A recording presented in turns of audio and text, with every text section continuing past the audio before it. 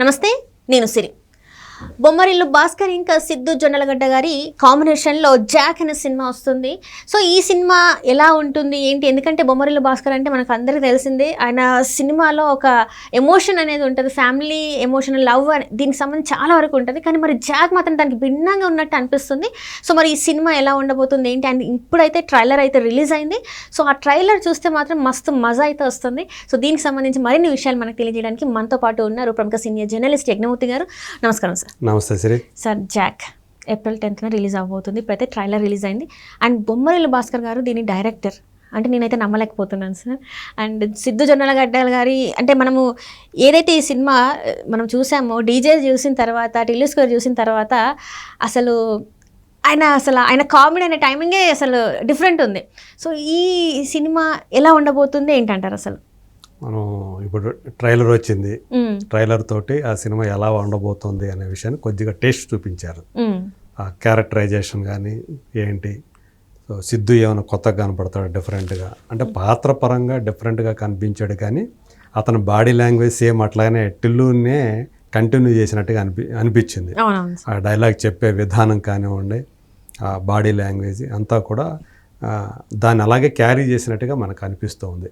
కాకపోతే ఇదేంటంటే action మేళవించినటువంటి cinema కాబట్టి ఇది చూస్తే టెర్రరిజం ఉంది, దీంట్లో డ్రగ్స్ ఉన్నాయి, లవ్ ఉంది, రొమాన్స్ ఉంది, అంతా ఉంది.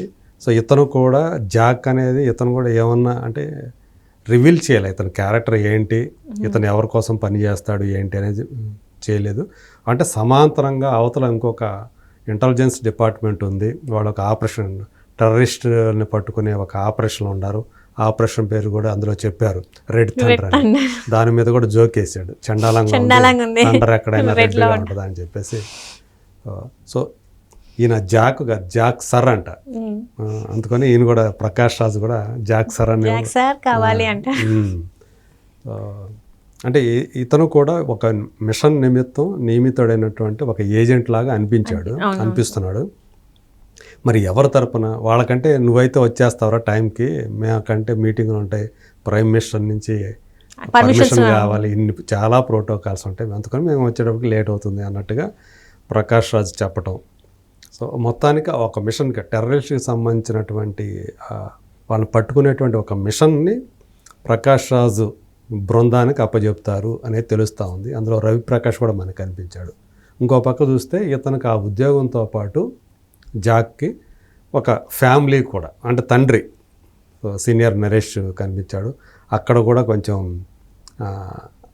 ఆ తరహా, ఎందుకంటే టిల్లులో ఉన్నటువంటి ఏదైతే కొంచెం అడల్ట్ కామెడీ ఉందో ఇక్కడ కూడా ఆ తరహా కామెడీని చూపించే ప్రయత్నం. అంటే బొమ్మరిల్లు భాస్కర్ ఇప్పటివరకు చేసిన సినిమాలు అవన్నీ చూస్తే పూర్తిగా దాని నుంచి బయటకు వచ్చేసి తను కూడా ఒక అడల్ట్ డైలాగ్స్ పెట్టాడు, మనం చూసాం. అది 3 నిమిషాల ఈ ట్రైలర్లో చివరిలో వచ్చేటప్పటికి జాక్ నోటు వెంట బూతులు రావటం మనం చూసాం. సో దాన్ని బట్టి చూస్తే బొమ్మరిల్లు భాస్కర్ కూడా అప్డేట్ అయ్యాడా, లేకపోతే మార్చుకున్నాడా తన పందాన్ని? అంటే జనాలకు నచ్చే విధంగా, జనాలకు నచ్చేది ఇదే అనుకొని ఒకవేళ ఆయన పల్స్ పట్టుకున్నాడేమో అనిపిస్తుంది. అంటే ఈ మధ్యకాలంలో వచ్చిన సినిమాలన్నీ కూడా కొంచెం ఇలాంటివి ఎక్కువ జనాలు, అంటే కామెడీయే కావచ్చు, ఏదైనా కూడా కొంచెం డిఫరెంట్ జోనాల్లోకి వెళ్ళిపోయి వాటిని ఎక్కువ చూస్తున్నారు కాబట్టి బొమ్మరిల్లు భాస్కర్ కూడా చేంజ్ అయినట్టు అనిపిస్తుంది. ఎందుకంటే ఆయన బొమ్మరిల్లు అనే సినిమాతోటే కదా ఫేమస్. అవును సార్. సో చక్కని ఫ్యామిలీ సబ్జెక్టులు, అంటే ఫ్యామిలీ ఎమోషన్స్ ఆయన సినిమాలో బాగా కనిపిస్తాయి, హ్యూమన్ రిలేషన్స్ బాగా కనిపిస్తాయి. పరుగు అనే సినిమాలో కూడా అది మనకు బాగా కనిపిస్తుంది, ఆ ఫ్యామిలీ బాండింగ్, ఎమోషన్స్, డాటర్ కి ఫాదర్ కి మధ్యలో ఉన్న లవ్, ఆ బాండింగ్ గురించి అందులో బాగా చెప్పే ప్రయత్నం చేశాడు. సో ఇప్పుడు లాస్ట్ టైం అతను తీసినటువంటి, అంటే మధ్యలో కొన్ని ఫెయిల్యూర్స్ ఎదుర్కొన్నాడు, చివరికి ఎట్లయితేనే అఖిల్ అక్కినేనికి కూడా ఒక సక్సెస్ ఇచ్చాడు. మొట్టమొదటి సక్సెస్ అఖిల్కి, మోస్ట్ ఎలిజిబుల్ బ్యాచులర్. అందులో కూడా మనకి ఆ హ్యూమన్ ఎమోషన్స్ కనిపిస్తాయి, అలాగే మానవ సంబంధాలు కూడా మనకు అందులో కనిపిస్తాయి. సో ఇప్పుడు దాకా తను చేసిన సినిమాలు ఏవైతే ఉన్నాయో వాటన్నిటిని కూడా పక్కన పెట్టేసేసిగా ఇది కాదు, సో ఇప్పుడు ఏవైతే ట్రెండ్ నడుస్తుందో ఆ ట్రెండీగా మన సినిమా ఉండాలి, ఆ డైలాగ్స్ ఉండాలి అనేటువంటి, అంటే ఒక రకంగా చెప్పాలంటే అతనిలో ఒక పరివర్తన అనుకున్నాను. అలాంటి పరివర్తన అలా ఊహించుకున్నాడు అని అనిపిస్తోంది. ఇప్పుడు అందరూ కూడా ఈ తరహా డైలాగ్స్ కానీ అంటే స్పాంటేనియస్గా వచ్చే డైలాగ్స్ ఏవైతే ఉంటాయో అందులో మనం మామూలుగా మనం నిజ జీవితంలో ఉన్నప్పుడు కొన్ని మాటలు అంటే మనం ఏదైతే ఇది అసభ్యంగా ఉంది, అశ్లీలంగా ఉంది అని చెప్పేసి మామూలుగా చెప్పుకునే మాటలు ఏవైతే ఉన్నాయో అవి ఇప్పుడు కామన్గా యూజ్ చేసేస్తూ ఉన్నారు. ఎక్కడ పట్టిన సోషల్ మీడియాలోకి వెళ్తే, యూట్యూబ్లోకి వెళ్తే ఆ లాంగ్వేజ్ చూస్తే ఘోరాతి ఘోరంగా ఉండే. ఇప్పుడు రీసెంట్గా అలైక్య పికిల్స్ అనే మీద నడుస్తున్నటువంటి ఆ వివాదం చూస్తే అందులో ఆ అలైక్య పికిల్స్ అమ్మాయి వాడిన ఆడియో ఏదైతే ఉందో అది బయటకు వచ్చింది కదా. ఎంత అంటే కస్టమర్ అడిగింది ఒకటి అయితే, అంటే ఎందుకు అమ్మా ఇంత కాస్ట్లీ ఉన్నాయి మీ పికిల్స్ అని అడిగిన ఒక్క మాటకి అది నేను చూసాను సార్. నిజంగా ఒక ఆడపిల్లగా నేను కూడా చాలా, వాళ్ళు ముగ్గురు అమ్మాయిలు ఫైన్, అంటే టాపిక్ ఇది కాదు కానీ స్టిల్ నాకు I want to say sir ఏంటంటే అమ్మాయిలు అంటే చాలా రెస్పెక్ట్ ఉంటుంది మన సమాజంలో, కానీ ఇలాంటి వాళ్ళు ఇలా మాట్లాడేసరికి నిజంగా మంచిగా ఉన్న అమ్మాయిల మీద కూడా అబ్బాయిలకి ఇంప్రెషన్ అనేది పోతుంది. అంత మంచిగా వాళ్ళు వ్యాపారం చేసుకుంటున్న అమ్మాయిలు ఒకళ్ళు అడిగిన దానికి ఇంత రేటు ఎక్కువగా ఎందుకు పెట్టారు అన్నదానికి దానికి సమాధానం చెప్పకుండా ప్రోడక్ట్ ఎట్లా ఉందో అతని పర్సనల్ దానిలో కూడా వెళ్ళిపోయి బూతులు తిట్టేసేసి ఏంటి అతని వైఫ్ని వాళ్ళ అమ్మని అసలు ఘోరంగా మాట్లాడారు. ఒక అమ్మాయి అట్లా ఆ మాట వాడచ్చా? కరెక్ట్ కాదు. సాధారణంగా యూజువల్గా మగాడు కొట్టుకునేటప్పుడు బాగా మాట్లాడతారు, కోపం వస్తే మాట్లాడే బూత్ ఉంది కదా, అవి ఒక అమ్మాయి నోటి వెంటం అనేది ఒక్కసారిగా జలరించేసింది. ఎలా అయిపోయింది అసలు? నార్మల్గా మాట్లాడినట్టే మాట్లాడుతున్నారు సార్. అది అంత అంటే ఇప్పుడు ఆ కల్చర్ అనేది ఎలా డైవర్ట్ అయిపోతూ ఉంది. ఇది మంచిగా చెడుగా కూడా చెప్పలేని పరిస్థితిలో ఉంది. అంటే ఏది మంచి ఏది చెడు అనే గీత కూడా చెరిగిపోతూ ఉంది అని చెప్పేసి అనిపిస్తూ ఉంది. సో ఇప్పుడు అది బొమ్మరిల్లు భాస్కర్ కూడా ఆ ట్రెండ్లోకి వచ్చినట్టుగా నాకు అనిపించాడు. కొంచెం అది ఒకవేళ జాకుకు సంబంధించి ఆ క్యారెక్టరైజేషన్ డిజైన్ చేయటంలో ఇవి అనివార్యం అని చెప్పి అతను భావించాడా ఏంటి అనిపిస్తూ ఉంది. ఇవాళ హీరోలు అనేవాళ్ళు అలా మాట్లాడటం ఇది సమాజం మీద ఖచ్చితంగా వాళ్ళని యూత్ మీద అయితే ఖచ్చితంగా ప్రభావం చూపిస్తుంది. వాళ్ళు ఎంత కాదన్నా కానీ, సినిమాలు చూసి చెడిపోరు అది అన్నా కానీ, నీకు ఒకటి చెప్తూ ఉంటారు, నీ వల్ల మంచి జరగకపోయినా పర్వాలేదు కానీ చెడు జరగకూడదు అని.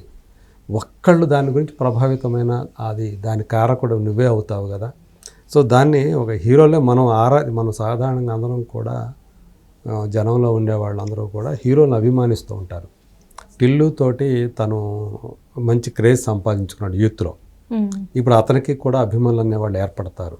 అభిమానులు అవక్కర్లా, అంటే ఎంత సినిమాల్లో నువ్వు ఓపెన్గా అలా బూతులు మాట్లాడేస్తుంటే మనం మాట్లాడేచ్చు, ఇది తప్పేం కాదు అనేటువంటి, అంటే నువ్వేం చేస్తున్నావంటే దాన్ని, అంటే మనం ఏదైతే ఇదివరకు తప్పు అని చెప్పుకుంటున్నామో దాన్ని నువ్వు ఓపెన్గా హీరోలతోటే నెగిటివ్ క్యారెక్టర్స్తో చూపించినప్పుడు అది తప్పు కాబట్టి వాడు అలాంటి వాడే మాట్లాడతాడు అని చెప్పి తప్పుడు నాయాళ్లే మాట్లాడతారనే అభిప్రాయాన్ని ఇవాళ కథానాయకులు అనేవాళ్ళు చెరిపేస్తున్నారు. అంటే ఇక్కడ ఏమైందంటే సార్, ఇలా బూతులు మాట్లాడడం సర్వసాధారణం.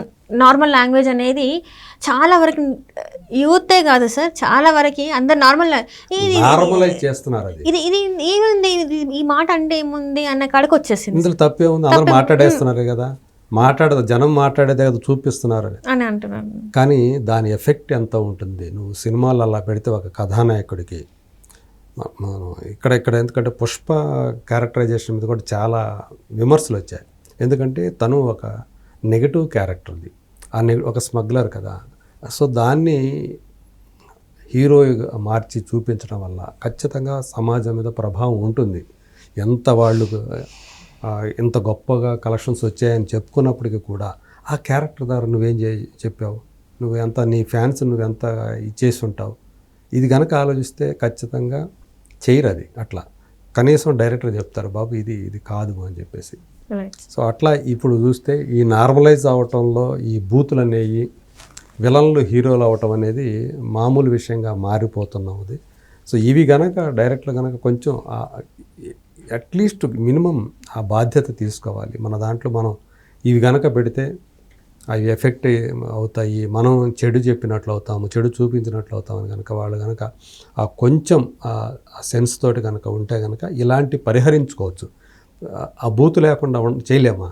అంటే సెన్సార్ కూడా అసలు ఇక్కడ చిన్న డౌట్ వచ్చింది ఏంటంటే సెన్సార్ కూడా అంత ఈజీగా అంటే వాళ్ళు కూడా వినేసి వదిలేసారా అనిపించింది నాకు. వాళ్ళు ఏం చేస్తున్నారంటే ఇది అడల్ట్ కంటెంట్ కింద పెడతారు. వాళ్ళు ఏ సర్టిఫికెట్లు ఇస్తారు కదా, యూబైయోను వీటికి క్లీన్ యూ రాదు ఇలాంటి వాటికి. సో ఇది మిగతా చూసుకోవాల్సింది ఎవరైతే ఇప్పుడు ఒక సినిమా రిలీజ్ అవుతుంది, ఏ అనే సినిమా ఏ సర్టిఫికెట్తో రిలీజ్ అయింది అంటే ఏంటి, నువ్వు 18 సంవత్సరాలు దాటిన వాళ్ళు లేదా 16 సంవత్సరాలు దాటిన వాళ్ళు చూడాల్సిన సినిమా అది. కానీ థియేటర్ దగ్గర ఏమవుతుంది, వాడికి 10 ఏళ్ల వయసు వచ్చినాడు కూడా వెళ్తున్నాడు, వాడిని ఎలా చేస్తున్నారు. అలా చేయకుండా చూడాల్సిన బాధ్యత ఎవరిది? యంత్రాంగాంది, ప్రభుత్వ యంత్రాంగాంది లేదా థియేటర్ యాజమాన్యాన్ని. సో ఎవరు కూడా పట్టించుకోవట్లేదు. సో అందుగురించి మన మార్కో అనే సినిమా వచ్చింది. అది థియేటర్లో ఏ సర్టిఫికేట్తో రిలీజ్ అయింది, అది అడల్ట్ ఫిలిం అన్నట్టుగా అడల్ట్సే మాత్రమే చూడాలి. ఎందుకంటే అందులో రక్తపాతం ఎక్కువ ఉంది కాబట్టి. అంత మామూలు రక్తపాతం కాదు. దాన్ని ఓటీటీలో రిలీజ్ చేశారు. దాని మీద కంట్రోల్ ఏముంది? అందుకనే సెన్సార్ బోర్డే మేము థియేటర్లకు మాత్రమే దీనికి సర్టిఫికేట్ ఇచ్చాము, ఇది చాలా మోతాదు మించినటువంటి హింస ఉంది, ఇది చిన్నపిల్లలు కూడా చూసే అవకాశం ఉంది, ఓటీటీ లాంటి ఇళ్లలోకి వచ్చేస్తుంది, దీన్ని బ్యాన్ చేయండి వద్దు ఓటీటీలో. కానీ సెన్సార్ బోర్డే సెంట్రల్ గవర్నమెంట్కి అప్పీల్ చేసింది. అది పరిస్థితి. సో అది ఆ కొంచెం విచక్షణ అనేది ఖచ్చితంగా దర్శకులు, నిర్మాతలు, ఈవెన్ హీరోలు కూడా ఆలోచించుకోవాలి. మరి ఈ జాక్ ట్రైలర్ చూసిన తర్వాత టిల్లు స్క్వేర్ డీజే టిల్లీకి వచ్చినంత అంటే ఆ రేంజ్ హిట్ అవుతుందని అనుకుంటున్నారు సార్? ఇంట్రెస్టింగ్గానే ఉంది. చూస్తే అతని క్యారెక్టరైజేషన్ కానీ, దీనికి అతను ఒక టెర్రరిస్టు ఆపరేషన్లో అతను కూడా పాలు పంచుకున్నాడు అనేది ఇదంతా ఇంట్రెస్టింగ్గానే ఉంది. అలాగే వైష్ణవి చైతన్యతో రొమాన్స్ కూడా కనిపిస్తుంది. ఇక్కడ వైష్ణవి క్యారెక్టర్ ఏమైనా ట్విస్ట్ ఉందా? ఇతను డైలాగులు చెప్పాడు కానీ ఆమె చేత ఒక్క డైలాగ్ కూడా అసలు నోరు విప్పల. ఆమె యాక్షన్స్ అయితే ఉన్నాయి కానీ ఆమెకు సంబంధించి ఈ రొమాంటిక్ సీన్ అయితే ఉంది, అతనికి ముద్దు పెట్టడం ఉంది, ఇవన్నీ ఉంది. ఆమె చేత మాట్లాడించాల. ప్రకాష్ రాజు ఇతను మాత్రమే మాట్లాడారు. మిగతా పాత్రలన్నీ మాట్లాడినాయి ఎక్సెప్ట్ వైష్ణవి చైతన్య క్యారెక్టర్ మాట్లాడలేదు. ఆమె క్యారెక్టర్ సంబంధించి ఏదో మొత్తానికి ఏదో ట్విస్ట్ ఉందని నాకు అనిపిస్తూ ఉంది. మరి సినిమా ఆ రకమైన ఇంట్రెస్ట్ క్రియేట్ చేసింది. ఇంకా కొద్ది రోజుల్లోనే మన ముందు రాబోతుంది, April 10. మరి చూడాలి ఇది ఏమవుతుందో. ఇదైతే ట్రైలర్తో అయితే ఒక ఇంట్రెస్ట్ అయితే క్రియేట్ అయింది సినిమా మీద అని చెప్పాలి. Right sir, right. Thank you so much. Thank you.